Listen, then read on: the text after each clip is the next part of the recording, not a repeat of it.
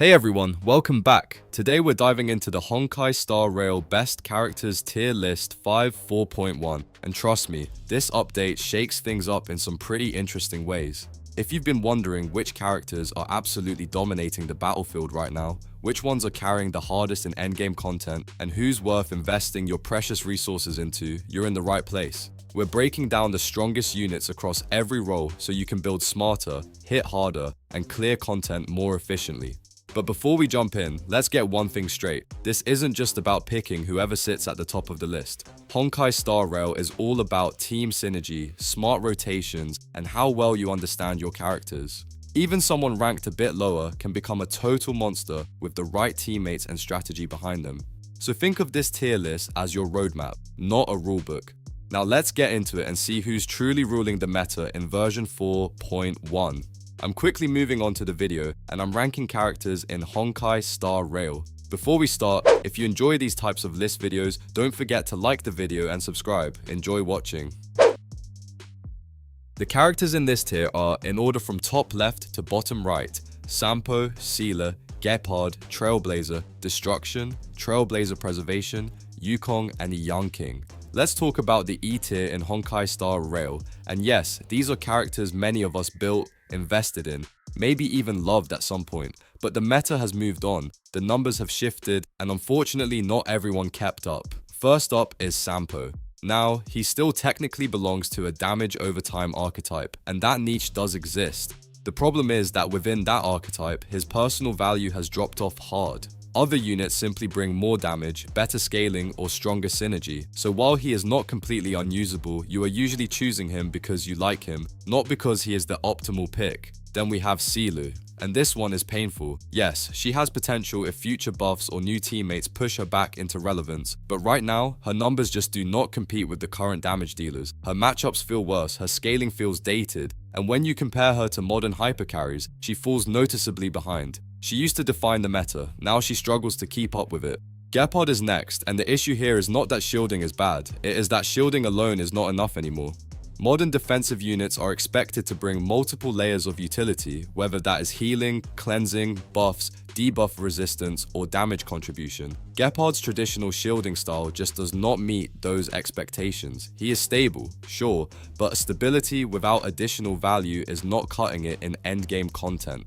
Now let's talk about Trailblazer on the destruction path. There was a time when building this version felt reasonable, especially for newer accounts, but in today's environment, if you care about power and efficiency, it is simply not worth the investment. The damage is outclassed, the scaling is underwhelming, and resources are better spent elsewhere.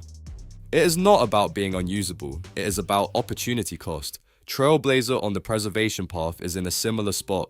The shield values are too low, and the overall utility just does not match what modern sustain units bring to the table. When newer characters can protect, buff, and sometimes even deal meaningful damage at the same time, a straightforward, low-value shield kit feels outdated. It works technically, but it does not feel impactful.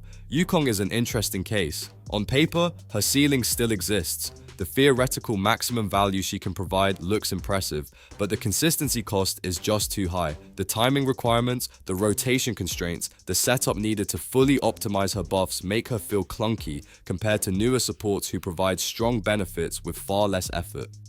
In a game where smooth rotations matter, that friction adds up fast. And finally, Young King. His situation is unfortunately very straightforward. His damage is too low for current endgame standards, and his consistency is not reliable enough to compensate. When both your ceiling and your floor are underwhelming, it becomes very hard to justify building him. At this point, he is one of the lowest priority investments for accounts that want to stay competitive. E tier does not mean these characters are unplayable. It just means that in today's Honkai Star Rail meta, they require more love than they give back in performance. And in a Reels hungry game, that trade-off matters a lot. The characters in this tier are, in order from top left to bottom right, Moza, Topaz, and Numbi, Dr. Ratio, March 7th, Hunt, Himiko, Welt, Fushuan, Bailu, Chinke, Saval, and Clara. If E tier was painful, D tier is that awkward middle ground where the characters are not disasters. But you constantly find yourself asking, why am I not just using someone else? Let's start with Moze. At high Eidolon levels, he can be a solid partner for Fake Xiao, and in that very specific lane, he does his job. The issue is that outside of that partnership, his value drops off dramatically. He does not flex well into other archetypes, and he does not offer the kind of universal utility that makes a unit easy to justify. If you are not building around Fake Xiao, he starts to feel very optional. Topaz and Numbi are next, and this one feels like a victim of power creep more than anything else.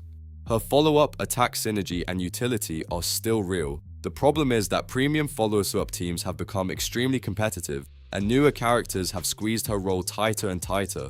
She is not bad, but she no longer feels automatic in the teams she once helped define. Dr. Ratio is a fascinating case. For a free carry, he was genuinely impressive when he launched. Strong damage, solid mechanics, very accessible. But today, he feels less like a meta staple and more like a dependable fallback option. If you are missing newer hyper carries, he can fill the gap. But if you have access to modern damage dealers, he rarely becomes your first choice.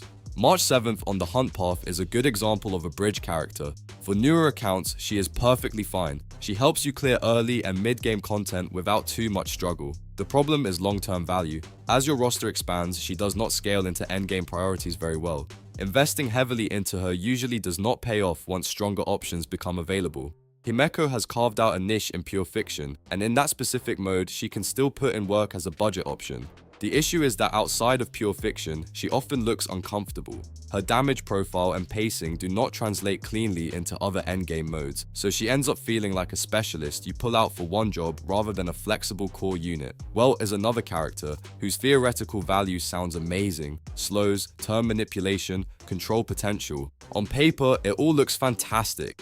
In practice, high-end content does not always reward that style as much as you would expect. The numbers are not overwhelming, and the control does not always compensate for the lack of raw output. He is smart, he is stylish, but he does not dominate the way theory suggests. Fu Xuan is still serviceable, she does her job, she keeps teams stable, and she is not suddenly unplayable. However, modern premium teams often prefer defensive units that are either more specialized or bring additional layers of utility on top of survival. When competition is this strong, simply being good enough defensively is not always enough to secure a slot. Beilu has a very clear identity: pure healing, and she can still absolutely keep a team alive in that regard. The problem is what she does not bring.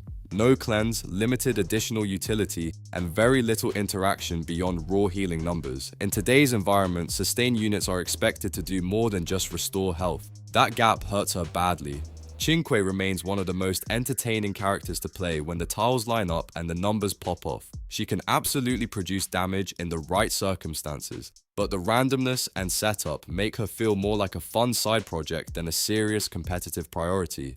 You build her because you enjoy the chaos, not because she is the most efficient use of your resources. Serval still holds on to some relevance in pure fiction, especially with meaningful investment and favorable conditions, but that qualifier matters. She needs support, she needs the right stage, and she needs commitment. Without those, her impact can feel underwhelming. Like Himeko, she leans heavily on a specific mode to justify her slot. And then there is Clara. She can absolutely function in the right matchup, especially when enemies cooperate and hit into her counter playstyle. But modern teams often have cleaner, faster, and more reliable solutions. She is not obsolete, but she is matchup dependent in a game that increasingly rewards consistency. When things go right, she shines. When they do not, she feels replaceable. The characters in this tier are, in order from top left to bottom right: Blade, Danheng Imbibitor Lunai, Boothill, Bronya, Luocha, Jiaoqiu, Trailblazer, Harmony, Argenti, Tingyun, Herta, and Pella. Now we are in C tier, and this is where things get interesting. These characters are not struggling the way lower tiers are, but they are also not shaping the meta anymore. They function, they clear, they just do not define. Blade is a good example. Yes, the buffs helped. Yes, he feels better than he did before, but when you zoom out and compare his base profile to current endgame damage expectations, he still does not reclaim a major role. He is durable, he is stylish, and he can output respectable damage. It is just that respectable is not the same as core of a premium team anymore. Danheng Imbibitor Lunai is similar in that he absolutely still functions. His damage ceiling can look solid with proper setup. The problem is that modern premium damage cores have moved ahead in both efficiency and team synergy.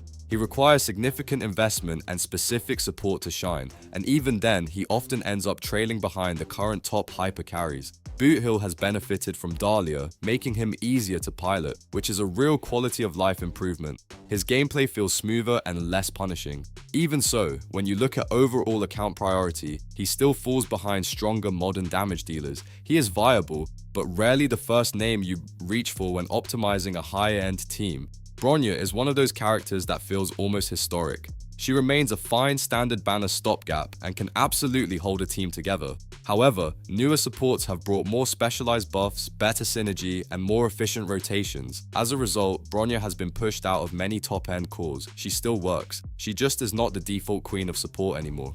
Luocha is still very comfortable to use. His healing feels smooth, his skill point economy is friendly, and he does not demand much from the player, but his overall value has shifted from premium to transitional. He is a sustain you use while building towards something stronger or more specialized rather than the final piece of a best-in-slot team. Jiaoqiu once offered strong role compression, covering multiple needs in one slot. Over time, that compression has weakened relative to newer characters who either perform those roles more efficiently or bring additional upside. Even in his best teams, he is no longer treated as mandatory. That shift says a lot about how the environment has evolved. Trailblazer on the Harmony path is still a workable substitute in break-focused teams. If you need someone to fill that slot, the job gets done. But as a long-term investment, the priority is not especially high. Once more optimized break enablers enter your roster, Trailblazer often becomes the placeholder rather than the core. Argenti remains usable in the right fights, particularly where his area damage can shine. The issue is that those ideal scenarios are not as dominant as they once were. His presence in mainstream team discussions keeps shrinking as newer damage options offer more flexible or higher impact outputs. He is solid but situational. Tingyun is a classic early game buffer. She has helped countless accounts push through story and early endgame content. Even now, she works perfectly well in budget setups. But at the top end, where teams are finely tuned and optimized, she has largely aged out. The competition among supports is simply too strong. Herta continues to be fantastic value for newer accounts and remains excellent in pure fiction. In that mode, she can feel almost tailor-made. Outside of it, however, her impact becomes more limited. She does not translate as cleanly into other high-end content, which narrows her overall relevance. Finally, Pella. Defense Shred is always useful. That part of her kit will never truly go out of style. The problem is that her raw contribution outside of that shred is relatively low. In stronger modern teams that expect multiple layers of value from every slot, it becomes harder to justify dedicating a position purely to her utility. She is never useless, but she is no longer automatic. The characters in this tier are, in order from top left to bottom right, Fake Xiao, Silverwolf, Ruan Mei, Huohuo, Aventurine, Rapper, Acheron, Jingyuan, Yunli, Jingliu, O, Jade, and Gallica. Now we are in B tier, and this is where the conversation gets spicy. These are characters that can absolutely work in Honkai Star Rail. They can clear, they can shine, but they usually need something extra, whether that is investment, specific teammates, or the right environment, before they start feeling truly premium. Fake Xiao is a good starting point. Asheville gives her meaningful help, and that boost is noticeable. She feels smoother, more coherent, more capable. Even so, she still wants additional investment before she truly feels like a top-end carry. Without that extra push, she sits in this almost there space, strong but not quite dominant. Silver Wolf remains one of the most unique units in the game. Weakness Implant and Defense Shred will always have strategic value. In version 4.1 though, she feels more like a flexible counterpick than a universal staple. You bring her when the matchup calls for it, not automatically as part of your default core. That shift from staple to specialist defines her current standing. Ruin Mei still has a strong baseline. Her buffs, her synergy with break mechanics, her general utility are all very real. The difference is that she no longer dictates team building the way she once did. There was a time when entire compositions revolved around her presence. Now, she is powerful, but not meta-defining. Huohuo is in a similar boat on the sustain side. She is absolutely usable, especially if your account lacks more premium defensive options. She keeps teams alive, she brings energy support, and she is comfortable to run. But if you are planning pulls around the current meta, she is rarely at the top of the priority list anymore. Aventurine remains solid defensively. His shielding, his synergy with follow-up attacks, his consistency are all still there. However, in premium follow-up shells, he no longer feels irreplaceable. Other options can fill similar roles or bring additional upside, which lowers the urgency of locking him into every related team. Rapper unfortunately feels like a character whose output model has aged. The way she delivers damage does not slot especially cleanly into the newer Dahlia-centered setups. It is not that she cannot perform, but she does not integrate unnaturally into the most efficient modern cores, which pushes her slightly out of focus. Acheron is a clear example of investment scaling. At low investment, she has fallen off noticeably. To raise her ceiling back to competitive levels, you often need a level of cost that does not feel efficient compared to building newer carries. She can still look impressive, but the price of admission is higher than it used to be. Jing Yuan can absolutely post strong results, especially with Sunday and other premium partners backing him up. The issue is that his best teams are fairly expensive. When a character requires multiple high-end supports to fully unlock his performance, that naturally affects overall account priority. Yunli's damage floor is still respectable. She is not suddenly weak, but too much of her value depends on enemy behavior, particularly in harder content where consistency matters most. When enemy patterns do not cooperate, her performance can fluctuate more than you would like from a core damage dealer. Jingliu continues to have a real damage profile. When properly supported, she can still deliver meaningful numbers. The catch is that she leans heavily on top-end supports to keep pace with the current meta. Without that premium backing, she feels noticeably less overwhelming than she once did. Jade is another character whose value spikes in pure fiction. In that mode, she can look fantastic. Once you move into fights that do not favor her specific strengths though, her impact drops quickly. She is powerful in the right environment, but that environment is narrower than before. Finally, Gallagher. He remains a workable sustain option for break teams, particularly if you lack better alternatives. He does the job, but both his floor and ceiling are clearly lower compared to modern sustain choices. He feels more like a practical solution than an aspirational one, which lands him comfortably in B tier. The characters in this tier are, in order from top left to bottom right, Trailblazer, Remembrance, Firefly, Black Swan, Saber, Robin, the Hurter, Kafka, Maidi, Fugue, Lingsha, Cypher, and Agalaya. Now we are in E tier, and this is where things start to feel genuinely competitive again. These are characters that can comfortably sit in endgame teams, clear high difficulty content, and still feel relevant in the current Honkai Star Rail environment. The gap here is not about can they work, it is about how often are they the best choice. Trailblazer on the Remembrance path is a strong example of a flexible support done right. The action advance utility alone gives teams real tempo advantages, and the buffing tools make them valuable across multiple Remembrance-oriented setups. They are not just filling a slot, they are actively shaping rotations and enabling smoother clears. Firefly has clearly bounced back with the newer team structure built around her. Once the full setup is in place, her damage output returns to a very competitive level. She benefits heavily from synergy pieces, and when everything clicks, she feels like a proper mainline damage dealer again, rather than a situational pick. Black Swan continues to be one of the most reliable DOT anchors in the game. What makes her strong now is not just her individual output, but how much smoother team rotations feel around her.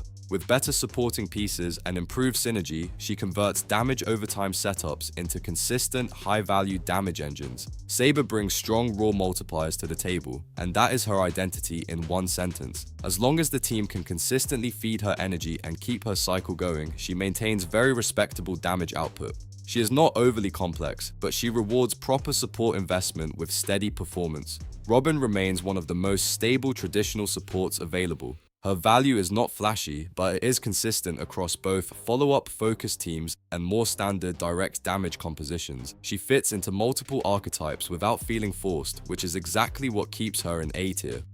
The Hurter is still extremely dominant in pure fiction scenarios where her kit can fully express itself. However, outside of that environment, her control over high-end content has started to loosen a bit. She is still excellent in her niche, but the gap between niche dominance and universal dominance has become more noticeable. Kafka continues to be one of the most important engines for DOT teams, especially with her updated AoE detonation style. She turns sustained damage into immediate payoff, and that shift keeps DOT compositions relevant in modern content. Her role is less about direct damage and more about enabling the entire archetype. My Day is still a capable damage dealer with a distinct play pattern that sets him apart. He can perform well in the right hands, but at 0 Eidolon investment, he no longer feels like a top-end priority carry. He sits in that space where he is good, but not quite at the ceiling of modern DPS expectations.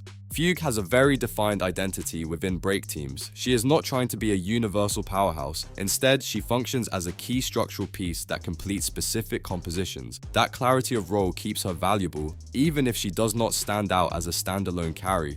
Lingsha is still a strong sustain option, especially in break-focused teams. She is no longer completely effortless in the most demanding fights, but her healing, stability, and synergy still make her a very good choice. She fits best when the team is already built around her strengths. Cypher brings a wide range of useful tools, but none of them are strictly best in slot on their own. That is what keeps her in this flexible luxury category. She is valuable, adaptable, and easy to slot in, but rarely the absolute optimal pick compared to more specialized alternatives.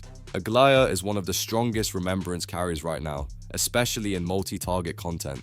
Her performance gets a significant boost when paired with Cyrene, and that synergy pushes her into a very comfortable A-tier position. When the conditions are right, she feels both smooth and highly effective. The characters in this tier are, in order from top left to bottom right, Cyrene, Phynon, Daedalus, High Silence, Anaxa, Ashville, Danheng Permansor Terry, Sparkle, Sunday Archer, and Sharidra. Now we are at S tier, and this is where the conversation stops being about viable and starts being about how far can this team actually go. These are the characters that define endgame ceilings in Honkai Star Rail, either by carrying damage, amplifying it, or completely reshaping how teams function.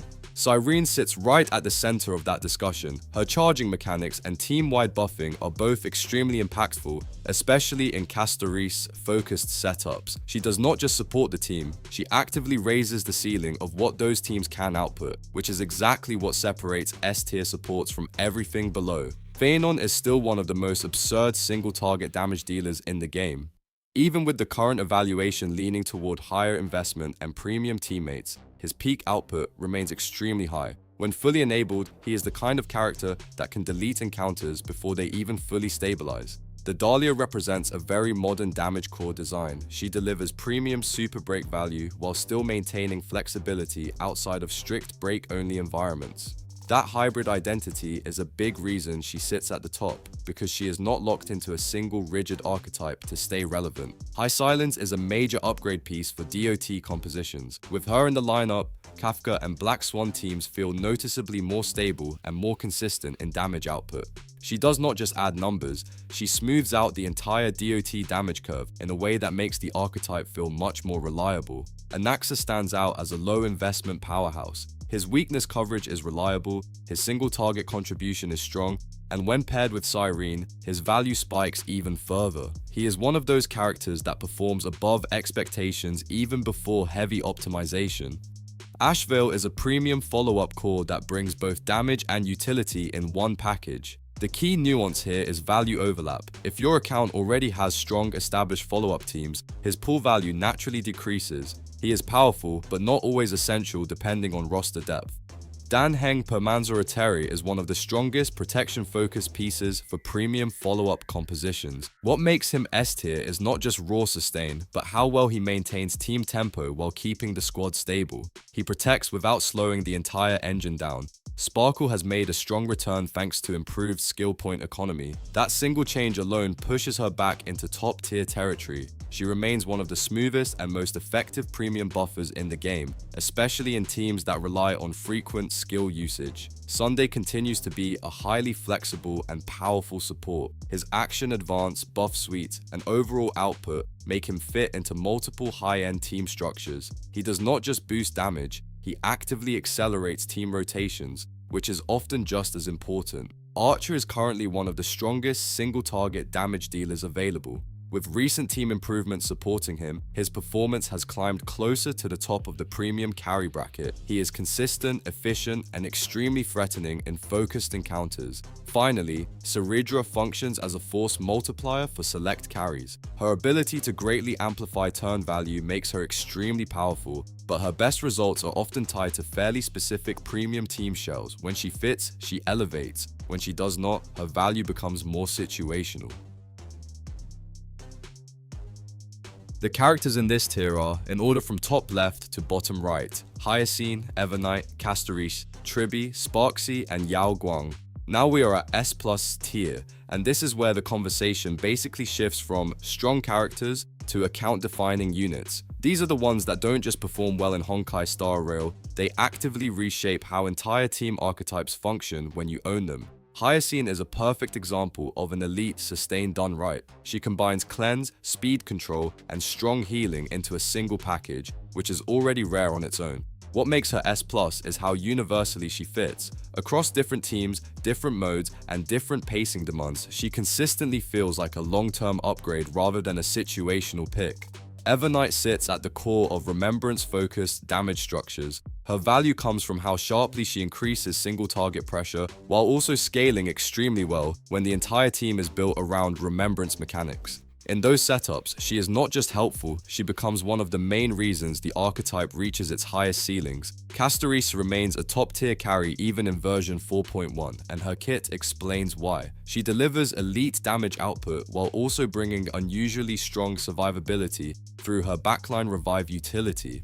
That combination of offense and safety is what keeps her at the absolute top level, because she reduces both clear time and failure risk at the same time. Tribby is one of the most universally valuable premium supports in the game. She fits into a wide range of high-end compositions without friction, and her long-term scaling is excellent. On top of that, her E1 spike is one of the most impactful upgrades you can get, which makes her both strong at base and even more dangerous when invested into. Sparksy stands out as one of the strongest elation carries in version 4.1. Her output ceiling is extremely high, but what makes her especially impressive is how well she performs even at relatively low investment. That combination of accessibility and top-end performance is what pushes her into S+ territory, rather than just high S. Yao Guang is the final piece that completes the elation ecosystem. She acts as the dedicated engine that makes the entire archetype function at its highest level.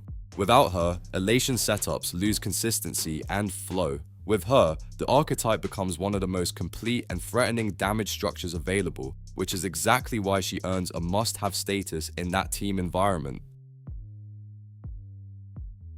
The video ends here. See you in another video. Don't forget to subscribe.